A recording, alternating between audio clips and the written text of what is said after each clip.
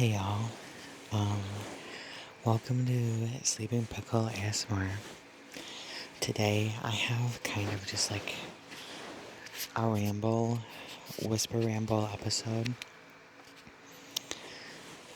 Um, so I guess like the first thing we could talk about is,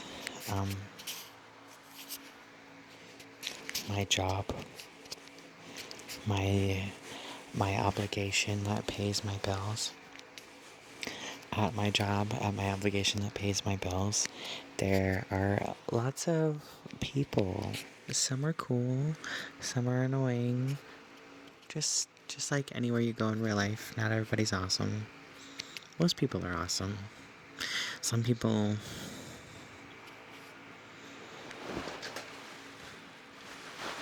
you know. Anyways, so there's a guy who comes into my work and he likes to order a personal size pizza. He likes to order a Supreme, but he doesn't order it the way it comes. The way he orders it, he basically when he first started coming in, he would ask for like light veggies with no onion. And so when he started coming in, because he would ask me in a way that I guess like wasn't technically rude, but you know how like there's a way that an old guy will ask you to do something when he thinks he knows better than you, is like that. And it's like, also, I've made your pizza probably 10, 15 times at this point. I don't need to be told every single time how you want it. I know how you want it. So I would just cut him off and start saying his order. Like, yeah, you want no onion, light pepper, and you want it well done, yeah? And I feel like it pissed him off that I knew his order. Like, he wanted to come in there and tell me exactly how he wanted his food, and he wanted to feel special. He wanted me to soak in his instructions like a moron. I I don't know. I don't know, but I don't need to be told 20 times how you like your pizza. Maybe twice, and I'm good. So, the very last time this man came in and ordered a pizza from me, same old situation went down. Except this time he asked for also light cheese. So I did exactly what he said. I give him no onions. I give him light peppers. I give him light cheese. And I bake it well done. All things which I have no problem doing as long as you're not a jerk. And then he had the audacity to come back and say I did a bad job. I just did what you told me to do. Like, the pizza comes the way it does for a reason. You start messing with that magic, it's your own fault. Okay, I don't know what to tell you.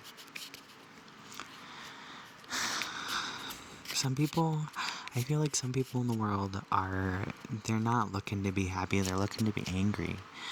They're looking to feel wronged, and that guy is probably going home and telling his whole family about it's cooking for him and is so rude to him. And all I did was remember what he wanted on his pizza and made it the way he asked.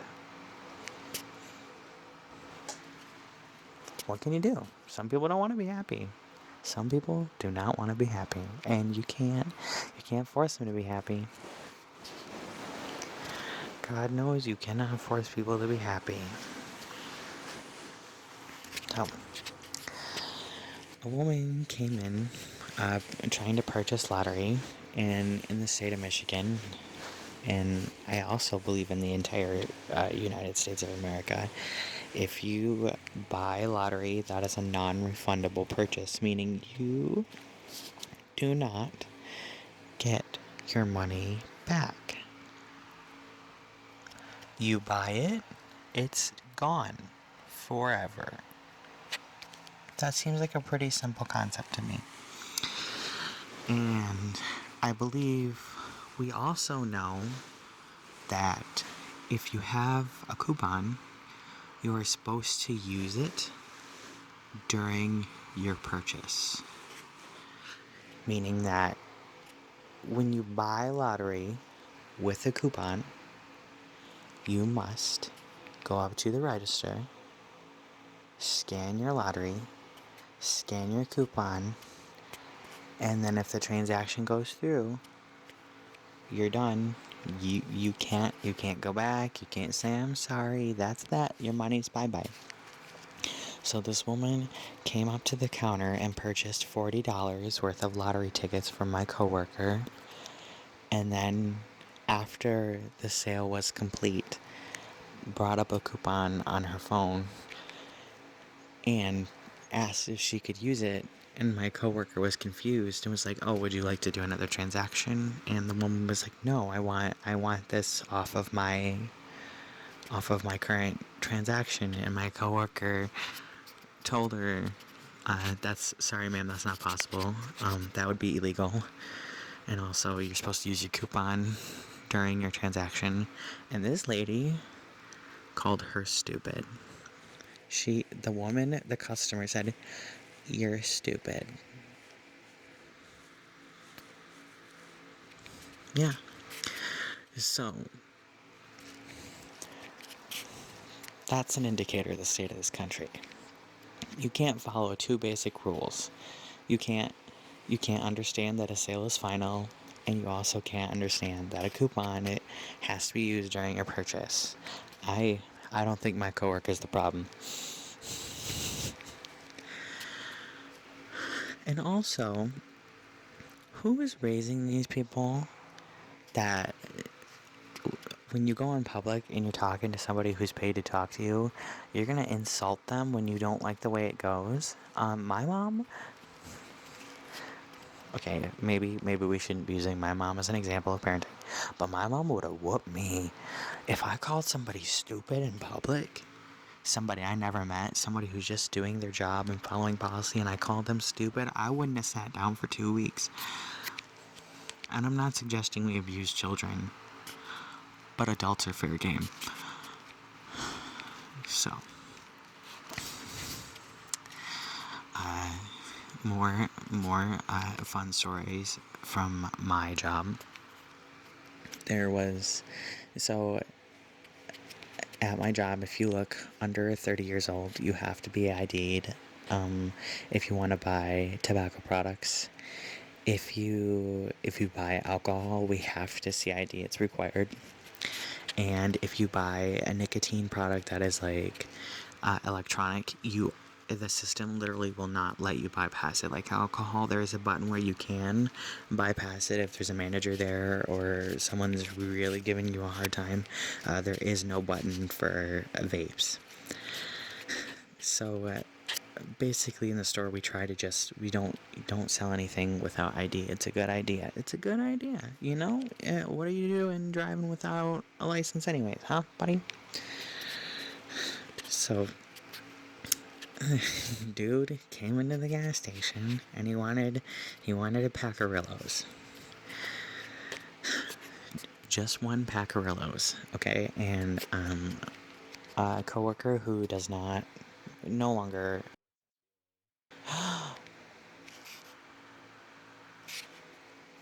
cut that out. My coworker who no longer works there, she quit. She wasn't fired. She told him, "I'm sorry, I can't sell to you without an ID because you don't look 30. And this dude got big breast.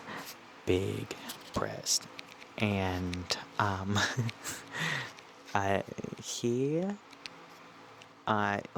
so he's sitting at the cafe counter kind of thinking about what he wants to do. He's thinking, and he decides, I'm going to jump over the counter.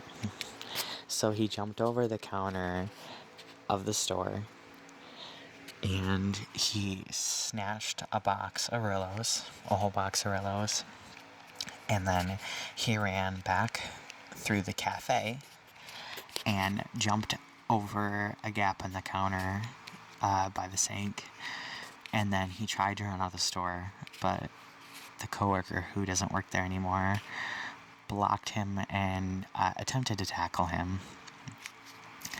And then the store's assistant manager also ran up behind him and tackled him. Unfortunately, he wiggled free and ran away, but he did not come back. So, that was definitely some interesting security footage. Watching a grown man jump a counter for some Rillos. Kids, this is why we don't smoke nicotine. Because this is embarrassing behavior. Trying to rob a store by jumping over the counter at like 11 a.m. Get a hobby or a jobby. I don't really like my job, but I do it. You know, gotta keep these lights on. And man, and just think if you had put all that athletic effort into something legal, you really could be doing something there, buddy. And or here's a thought: if you had your ID, you would not have been told no. You would not have had to do all that. You would not have to get tackled by two grown women. Two grown women tried to snatch him. I wish they were more successful because that would have been very satisfying. But he wriggled away. He was slippery. And this is not like these things I'm telling you. There is so much stuff that happens darn near daily. I can't even tell you all the stories. Like, there was a time I was putting all the shelves, like, we had to, like, it's called facing. So you take everything that's on the shelf and you make sure it's all lined up and that it faces the front and it looks pretty. So I'm facing the shelves at the chip station, and I reached my hand in the back and there was a half-eaten taquito. So some person, probably a grown person, because kids, honestly, for the most part, are pretty well behaved. Kids are not too bad. Some grown person took a taquito off of the roller grill, ate half, decided, I ain't about this life. I ain't paying for this. This is nasty. And they put it on the shelf behind the chips to rot.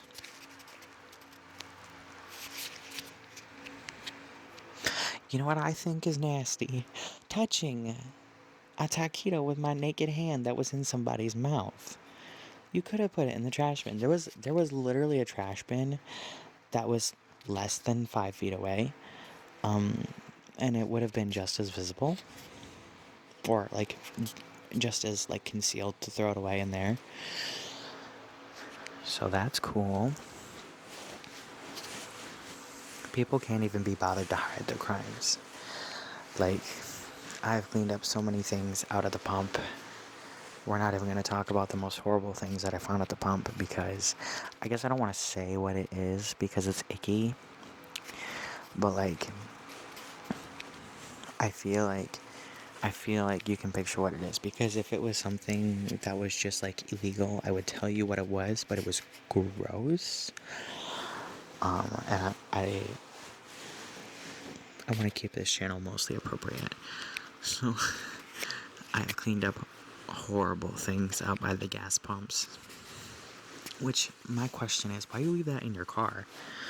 Like, because I don't think they just like pulled it off and then left it in the parking lot. I think that they had to have pulled it off and left it on the floor of the car, and then it got kicked out the car because there was like two of them right next to each other.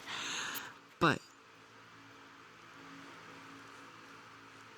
put it in the bin.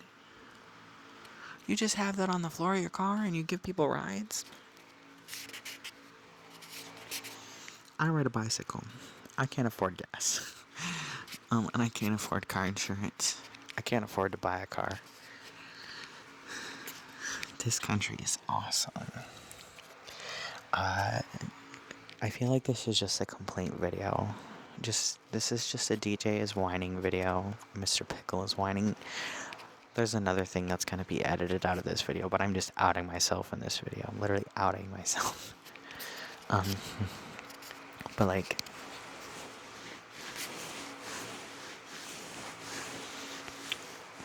I feel like I remember, this is going to sound like such an old people thing, but I remember being a kid and going out in public, and like people were generally respectful to each other. Granted, I also grew up in a small town, so like not a whole lot of people to get mad at, I guess. But I feel like there's kind of been a breakdown of how it's acceptable to treat people. Like, this country is incredibly individualistic. It's all about you, your success, your life, your savings, your time, everything you. But also, most normal people require some sort of connection with another human being. And generally, it's a good thing if it's a positive connection. I am no psychiatrist, so there's no PhD behind what's coming out of my mouth, but I am also a human being, and I feel like I do better when I'm with people who are nice to me and who I am nice to. And I remember when I was a kid, like, generally, you could talk to somebody in public, like, yeah, it might be a little uncomfortable, but you could, like, bring up a conversation and just start chatting with people. And nowadays, I feel like talking to a stranger makes you immediately look like like you have bad intentions. Like, when I go out with my camera just to take pictures of birds and flowers, and I'm on the trail at the park, which is a public place, and I'm allowed to be, I feel creepy. And I never take pictures of people. But I just feel like they think I'm gonna do it because the world is so full of creepy people who don't respect anybody else's boundaries that they see a camera and the first thing they think is that their privacy is gonna be invaded. Which, I mean, we're in public, so technically it's fine if I take pictures of people, but I still don't do that because I wouldn't like it if some weirdo was just snapping shots of me in the middle of the day without at least asking.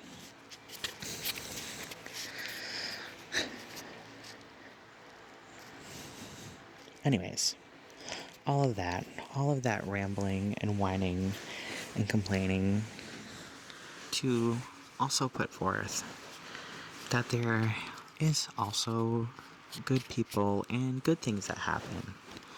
I'm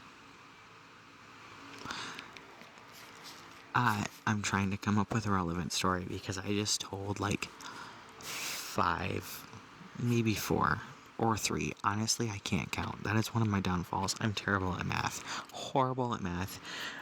Calculator is my best friend. Like, I'm trying to come up with a positive story to tell you. I have recalled one now in the 5 seconds that it took me to load up one, but I didn't have to take time to think about 3 or 4 bad things that happened to me. They came to mind immediately. And I guess that this is sort of a hypocritical statement at the end, or maybe it's a PSA to you and to me, is that we could all stand to think about positive things a lot more and also expect more positive things from ourselves and our neighbors. I feel like expecting the worst from everybody sets ourselves up for failure. But also, use common sense. Don't go into somebody's car. That man does not have candy. A healthy dose of enthusiasm and caution. And, the positive story. I almost said I came up with one and then I didn't tell you. That would be very rude. Okay, so the good story is that when I was in high school, like, I think 9th grade, I decided that I wanted to learn how to play guitar. I was obsessed. And back then, it was like the golden era of YouTube, before they killed it with the ads. I know I'm on this platform and I'm saying there's too many gosh darn ads. Calm down. Anyways, so I like was watching guitar videos left and right. Like I learned every single part and piece. I learned how they're made. I learned all about the brands and the styles and who are the best players and techniques, and I learned all this stuff before I ever even laid hands on a guitar. And naturally that is a sign of autism. But it's also a sign of passion. And one of my lunch ladies at my school was unfortunately subjected to listening to me talk about my passion endlessly. Like, I would come in for breakfast, and every single morning I would tell her that I was going to save up for a guitar, I was going to get a job over the summer, and I was going to buy one, and I was going to teach myself how to play. So, towards the end of that school year, after I'd probably told this woman nearly 200 times that I wanted to play guitar, I walked into the school cafeteria to get breakfast, and I saw a guitar sitting in the corner, and it did not occur to me that it was for me. I just assumed it belonged to somebody else. So I asked the lunch lady, I was like, "Oh, who is that?" And she's like, "That's for you." And my brain almost broke in half. Like, she told me that her boyfriend had been in a band, and it was like one of his old guitars. And looking back, yeah, it was rough. It was not the best instrument, but she gave it to me completely free after hearing me talk about it for hours and hours and hours. And instead of getting annoyed and saying, "God, I wish this kid would shut up," she just let me have my dream. And I did learn how to play guitar, and I still have other guitars.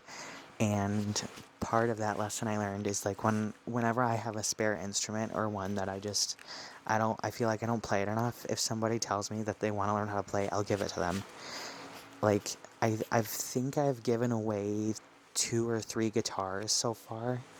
Like, I gave one to a coworker, I gave one to my cousin, I gave one to a little kid who's like, I heard from a friend of a friend, because I just want everyone to like feel that the way that I felt, that like magical, like, oh my God, you thought of me, and this is for free, and there's nothing expected out of it other than just like learn it and enjoy it. So there are also good things in the world. There are good people, and people who want nice things for you and won't ask for anything in return. And I think that's the energy that we should be putting out there. So yeah, thank you for joining me, and I hope that you sleep well.